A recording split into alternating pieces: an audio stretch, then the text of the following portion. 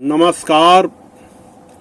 आज की विचार यात्रा में हम भक्ति काल की अत्यंत विशिष्ट कवयित्री मीराबाई का स्मरण कर स्मरण को ही पाथेय बना रहे हैं।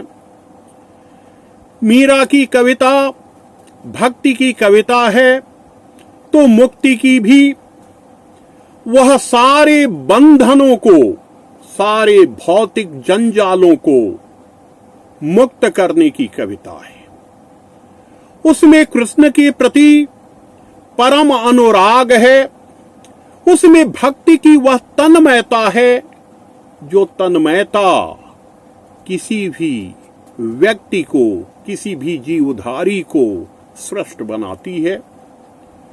भक्ति ईश्वर के प्रति परम अनुरक्ति है।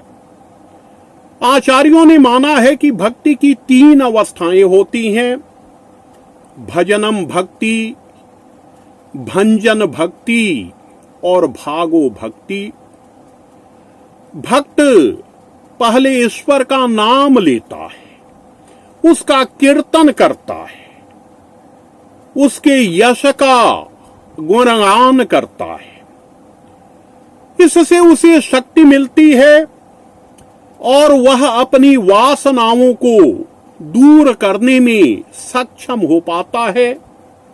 अपने दुर्गुणों को वह भंजित करता है और उसके बाद वह ईश्वर का भाग हो जाता है। मीरा की कविता हमें भंजन भक्ति, भजनम भक्ति से भागो भक्ति की ओर ले जाती है। वह भक्ति की उस उच्च अवस्था में हमें ले जाती है जहां पहुंचकर ईश्वर और जीव का भेद समाप्त हो जाता है। मीरा का जन्म एक अत्यंत प्रसिद्ध राज परिवार में 1498 ईस्वी में हुआ था। इनके पिता रतन सिंह जी थे। इनके पितामह राव दूदा थे और इनके पितामह राव जोधा थे, जिन्होंने जोधपुर का निर्माण किया था। 1516 ईस्वी में मीरा का विवाह मेवाड़ राजवंश में हुआ राणा संगा के पुत्र भोजराज के साथ। 1523 ईस्वी में भोजराज का निधन हो गया। भोजराज के निधन के बाद इनके देवर ने वहां सत्ता संभाली। 1529 में कहा जाता है कि राणा संगा के निधन के बाद जब विक्रमादित्य सिंह ने सत्ता संभाली तो मीरा का आचरण उन्हें अच्छा नहीं लगता था। उस समय समाज में सती प्रथा भी थी, जौहर की प्रथा भी थी। मीरा ने उन प्रथाओं को नहीं माना। वे साधुओं के साथ सत्संग करती थीं। वे कृष्ण की भक्ति में लीन रहती थीं। इससे उनके देवर काफी अप्रसन्न रहते थे। उन्होंने मीरा को पहले समझाने की कोशिश की और उसके बाद मारने का प्रयत्न किया। कहा जाता है कि उन्होंने मीरा के पास विष का प्याला भेजा। मीरा ने उस प्याला को भी पी लिया और उनकी भक्ति इतनी गहरी थी कि विष भी उनके भीतर पहुंचकर अमृत हो गया। मीरा वृंदावन गईं। वृंदावन में उन्होंने जीव गोस्वामी से मिलने की कोशिश की। जीव गोस्वामी ने कहा कि वे स्त्रियों से नहीं मिलते। मीरा ने उनके शिष्य को कहा कि मैं तो समझती थी कि वृंदावन में एक ही पुरुष हैं कृष्ण, ये दूसरे पुरुष कहां से चले आए। जीव गोस्वामी इतने भावुक हुए इस कथन से कि उन्होंने स्वयं मीरा के पास पहुंचकर मीरा की अभ्यर्थना की। मीरा के बारे में कहा जाता है कि प्रारंभ में वे रैदास की शिष्या हुई। मीरा की पदावली में रैदास का उल्लेख हुआ है, किंतु कई लोग यह मानते हैं कि यह प्रक्षिप्त अंश है। रैदास के बारे में यह प्रचलित है कि पहले वे सगुणवादी थे, बाद में वे निर्गुणवादी हुए। मीरा के पदों में कहीं कहीं जो रहस्यानुभूति मिलती है, उससे यह सिद्ध करने की कोशिश की जाती है। संभव है कि मीरा ने रैदास का प्रभाव ग्रहण किया, लेकिन मीरा कृष्ण के प्रति पूरे अनुराग के साथ समर्पित थी। मीरा की कविता सिर्फ भक्ति की कविता नहीं है। भक्ति में एक शक्ति होती है जो मुक्ति देती है। मीरा सिर्फ भौतिकता से मुक्ति नहीं चाहती हैं, वे उन आडंबरों से, उन रूढ़ियों से भी मुक्ति चाहती हैं जिन्होंने नारी जाति को गुलाम बना रखा है। मीरा घर की चार दीवारी को उस समय लांघती हैं जब विजातीय सत्ता का आतंक अपने चरम पर था। स्त्रियां घर के बाहर नहीं निकलती थीं, वे अस्वर्यम पश्या होती थीं। लेकिन मीरा ने घर से बाहर निकलकर साधुओं के साथ सत्संग किया। कहा जाता है कि मीरा जब छोटी थी, उसी समय एक साधु इनके घर आए। उस साधु ने इन्हें कृष्ण की एक मूर्ति दी। उस मूर्ति के साथ इनका इतना गहरा लगाव हो गया कि वे सोती भी थीं तो उस मूर्ति को लेकर सोती थी, और उसी मूर्ति को उन्होंने अपना प्रियतम मान लिया, अपना पति मान लिया। उन्होंने कहा है कि माई री हूं तो सपना में बरन्यो गोपाल, मति करो म्यारी ब्याह सगाई, क्यों बांधो जंजाल। ही मां, मैंने तो सपने में ही सही, लेकिन श्री कृष्ण को अपना पति मान लिया है, इसलिए मेरे ब्याह के लिए, मेरी सगाई के लिए चिंतित होने की जरूरत नहीं है। मैं इस जंजाल से मुक्त रहना चाहती हूं। मीरा की कविता भक्ति की कविता है, लेकिन यह भक्ति मुक्ति का द्वार खोलती है। मीरा की कविता बंदी गृह से बाहर निकलने की कविता है। उसमें अटूट निष्ठा है तो गहरा संकल्प भी है।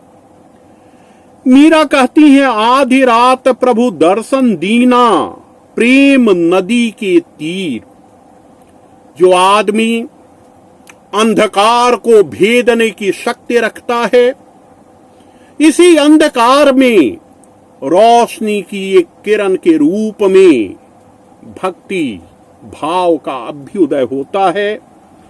तो प्रभु कृष्ण ने दर्शन दिया प्रेम नदी के तीर। कहा जाता है कि प्रेम में एकाग्रता होती है।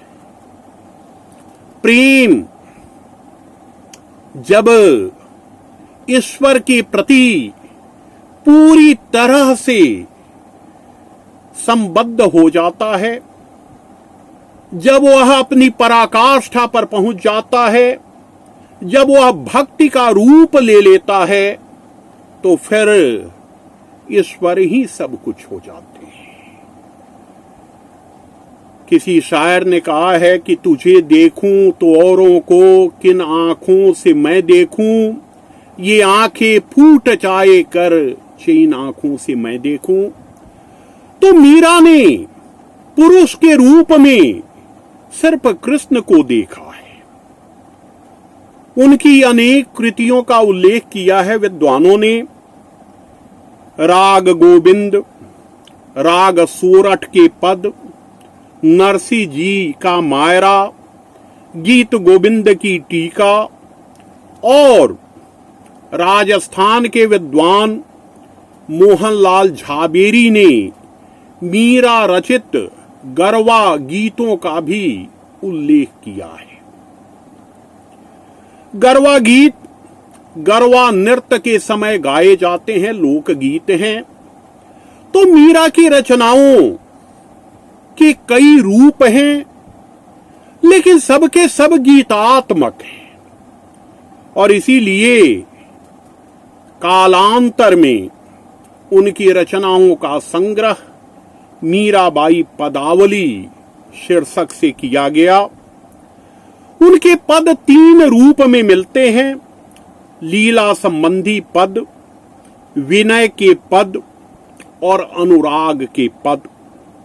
और ये सारे पद अपने आप में महत्वपूर्ण हैं।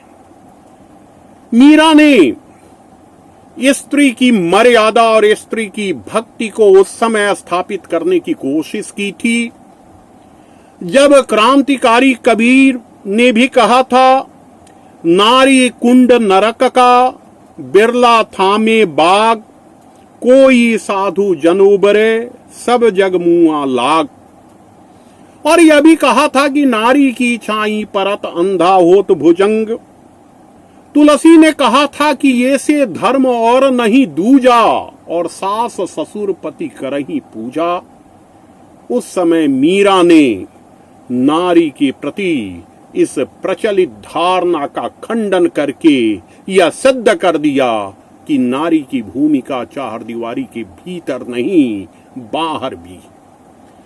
मीरा की भक्ति में कोई दैन्य नहीं है, कोई निराशा नहीं है, कोई अवसाद नहीं है, विरह है। कहा जाता है कि विरह में ही शुद्ध प्रेम का संचय होता है। तो मीरा का संघर्ष अपने प्रेम की रक्षा के लिए चौतरफा है। वे राज सत्ता से संघर्ष करती हैं, कुल की मर्यादा उन्हें रोकती है, लेकिन उस अवरोध को वे मानती नहीं है। वे पुरुष प्रभुत्व से बाहर निकलती हैं और लोक लाज की वे चिंता नहीं करती हैं। महादेवी हिंदी की प्रथम कवयित्री हैं। उनके पहले मैथिल कोकिल विद्यापति की पुत्रवधू चंद्रकला ने पद लिखे थे, लेकिन वे पद संस्कृत निष्ठ थे। थेरी गाथाएं स्त्री कविता का प्रारंभिक रूप है, लेकिन उनकी भाषा अपभ्रंश है। तो अगर हिंदी कविता स्त्रीवादी स्वर की तलाश करे तो सबसे पहला और मुखर स्वर मीरा का ही मिलेगा। मीरा का जीवन और काव्य दोनों एक दूसरे से घुल मिल गए। वे साधु समाज में रमती, वे सत्संग करती और वे कहती हैं, मन रे परस हरि के चरण, सुभग शीतल कमल कोमल त्रिविध ज्वाला हरन। इतने विशेषणों का प्रयोग करती हैं और वे यह भी कहती हैं कि मेरे तो गिरधर गोपाल, दूसरों न कोई, जाके सिर मोर मुकुट मेरो पति वही। वही कृष्ण मीरा के पति हैं, वे ही मीरा के सर्वस्व हैं। मीरा उन्हीं में लीन हो जाती है। मीरा ने कहा, बसो मेरे नयनन में नंदला। प्रिय प्राय हृदय में होता है, कृष्ण मीरा के हृदय में हैं, लेकिन अपनी आंखों में भी ये बसाना चाहती हैं, इसलिए कि श्री कृष्ण के अतिरिक्त और कुछ इन्हें दिखाई नहीं दे। हमारे यहां महापुरुषों रचनाकारों का जीवन अनेक दंत कथाओं से आच्छादित है।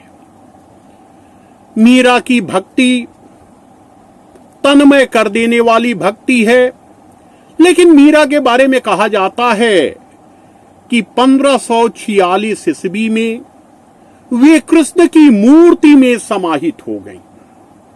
यह भक्ति की चरम अवस्था है, जब भक्त भगवान में विलीन हो जाए। आज स्त्री विमर्श के इस दौर में मीरा की कविता आस्था, संघर्ष, संकल्प, जिजीविषा और अटूट अनुराग का संदेश देती। मीरा की कविता यह बताती है कि हम कैसे पुरुष सत्ता और उसके वर्चस्व से मुक्त हो सकते हैं। मीरा की कविता यह सीख देती है कि कैसे हम अपने अंतःकरण को शुद्ध कर सकते हैं, और जिस स्त्री को शक्ति का स्रोत माना गया है, उस स्रोत को वाकई शक्ति के रूप में हम समाज के सामने कैसे प्रतिष्ठित कर सकते हैं। मीरा की कविता हमें जीवन का बोध देती है, भक्ति का विवेक देती है, मुक्ति का मार्ग देती है। आज के संदर्भ में भी मीरा प्रासंगिक हैं और उनकी कविता भी प्रासंगिक है। धन्यवाद।